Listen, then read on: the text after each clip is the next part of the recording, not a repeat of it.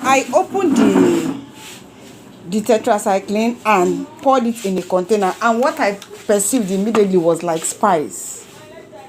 So I'm like, is this how they do tetracycline now? Let's confirm something. Bring it, let me show you.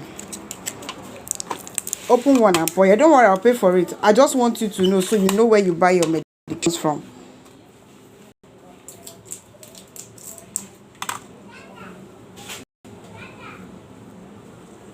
Is that the color of tetracycline? Have you perceived it?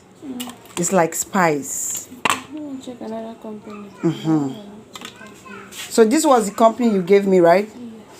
Yes. Is it Naptrine or Naptene, whatever? Tetracycline. Okay, open another one. Let's see. This is the correct one. I think you've seen the difference. I've helped you to know. So someone don't buy tabs from your chemist and go and fall sick. Okay. My husband has told me of how someone drank tetracycline and he affected the liver and the person died. I was asked to take it for this pimple on my face. And when I started, that one I didn't buy it, someone gave me from a different pharmacy on Mara.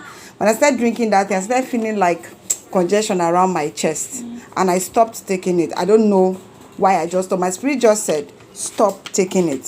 So, and I met all these, just a normal person. I've met like two of them. They said, I should rather take tetracycline and mix with palm oil and apply on my face. So that one said, use it with honey and apply on your face than drinking. That's why I came to buy from you.